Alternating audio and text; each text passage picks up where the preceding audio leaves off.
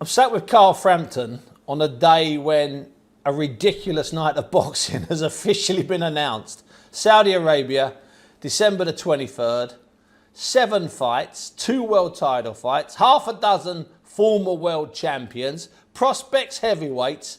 It's a ridiculous night, Carl. Yeah. Let's start with I suppose, the main event. I don't know if it's the main event, really. Some people might dispute it. Anthony Joshua against Otto Wallin. Yeah, I think it's a good fight, you know. It's a fight. I was listening to TalkSport the other day, and they were kind of talking about the whole bill and being almost like they were underwhelmed by it. And I'm going, are you insane or what? I mean, this is massive. But I think their issue was AJ not fighting Wilder. But this Otto Wallin fight is a tough fight for AJ. It's not an easy fight. Otto Wallin's a very good fighter. He gave Fury a bit of a scare, as we all know. A bit of a scare. Yeah. 47 stitches and chased him all around the ring for the last 3 rounds. And one of the reasons why you know he's a good fighter is none of the other heavyweights want to mention him. A bit like Martin Bakole.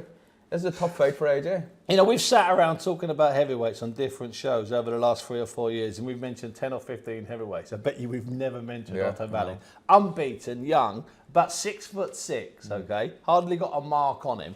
And he's had good wins since that Fury loss back in 2019.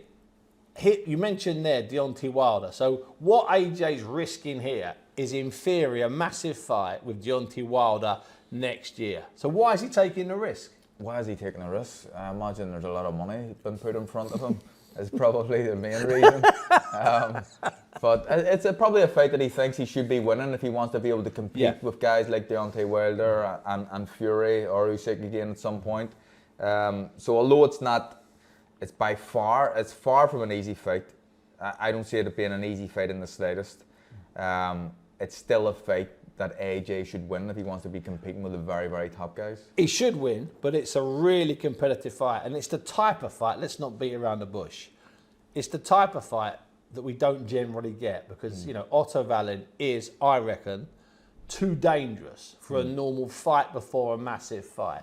And this, as you say, this is the promoters in the Middle East. It's their ability to find the cash, to make people's reservations about a fight vanish. I mean, like, we've been trying to get Eddie Hearn and Frank Warren together for years, and the Saudis have been able to do it. Took them 4 days. You know what I mean? So hopefully it's the start of something positive and good, where we're seeing these kind of cross promotional things or whatever it's going to be. But different, you know, fighters from different promotional outfits fighting each other, fighting on the same bills. It's what we need, Bunce. So just like AJ's taking a risk, a big risk, I tend to think that Deontay Wilder, who's not boxed for 13, 14 months, is taking a similar type of risk and risking that AJ fight by fighting Joseph Parker. I know Joseph Parker can lose, but this new Joseph Parker, this new aggressive Joseph Parker, he's a good fighter, and he's still a baby. Yeah, he is. That's what people forget. He's been around quite a long time, Joe, and people forget that he's not that old in terms of heavyweights anyway. Early 30s. Yeah, 31, I think. Yeah, so I mean, there's a lot left. Wilder has been really inactive after the Fury defeats. There was a draw in there as well. A lot of people thought it was a defeat, but after that, he's had 1 competitive round in boxing in 2 years. And not even 1 round. Because it wasn't a full round. Robert Helenius knocks him out. So, I mean, inactivity could be an issue for him.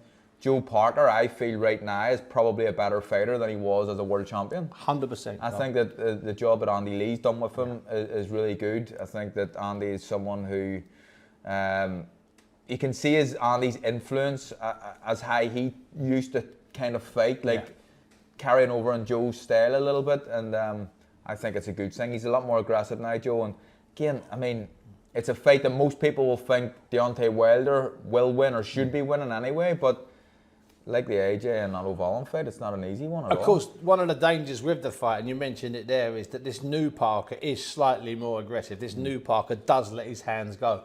And of course, that's what Wilder needs. That's how Wilder's managed to stop on knockout. Well, I think it's 42 of the 43 men he's beaten. Only been the distance once, and he avenged that with a knockout. So in all fairness, I would argue, Carl, even though I think this is a better Joseph Parker, I think the old Joseph Parker would have given him more chance against Wilder. I seen Wilder fight Luis Ortiz. I was in Vegas for the fight, and I was sitting pretty close to ringside watching it. And he lost, I think he knocked him out in round 8 or round 9. But he'd lost the previous 7. He'd lost every minute of every the second fight. of every round. But he looked like he never worried, because it's like, well, I want to get you. Like, at some point, Yeah. he's really confident, he backs his power. And he hit him, the shot hit him on the forehead. Normally when you hit people on the forehead, you break your hand. Yeah. But this knocked Ortiz out.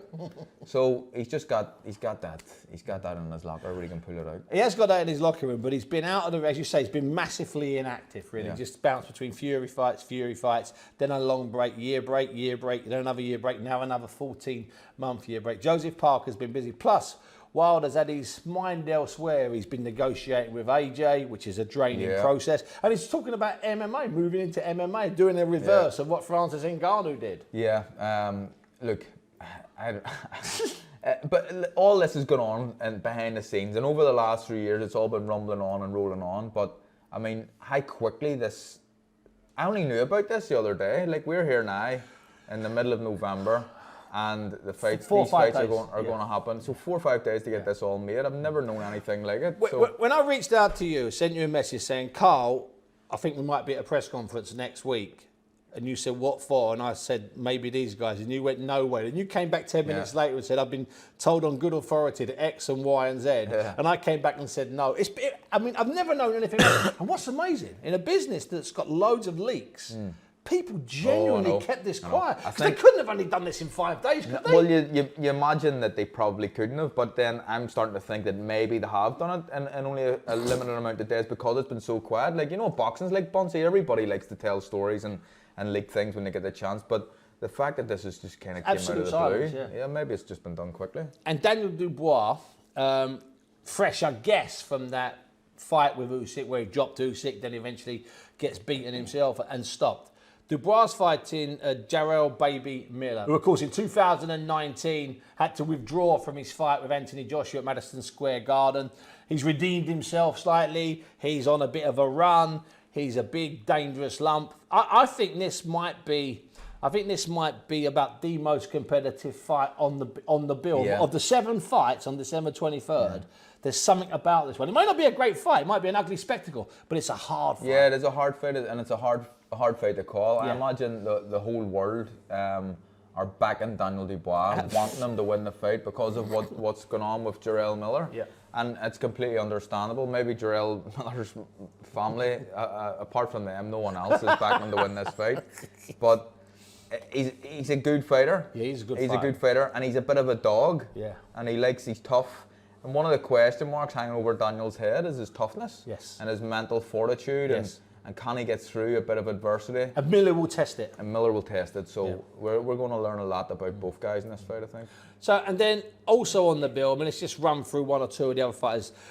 Dimitri Bivol's defending his title against Lyndon Arthur. Lyndon Arthur, somehow people have criticised this fight. What was Lyndon Arthur meant to do? Yeah. He's one of the best British light heavyweights. He's in the mix with the 4 or 5 others. He had to take the fight. Yeah, he'd be ranked. Of course, he'd be ranked if he gets offered a fight. I imagine he's getting life-changing money, way better than anything he's ever received before, and he's getting the opportunity to fight a world-class fighter, going in with no pressure on him because no one really expects him to win the fight.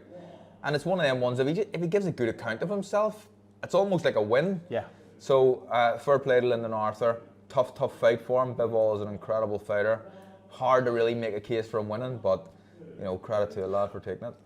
In all fairness, Carl, not many people have a chance against Bivol. He took care of Sol Alvarez last year. So just to paraphrase, we've got AJ, we've got Deontay Wilder, not against each other, but both in good fights. We've got Daniel Dubois in a fight we can't pick, and we've got one of the very best fighters in the world, Dimitri Bivol, in one of the supporting contests. December the 23rd. It's a Christmas present, isn't it? Yeah, unbelievable. Unbelievable, Bunce. What a present for us all.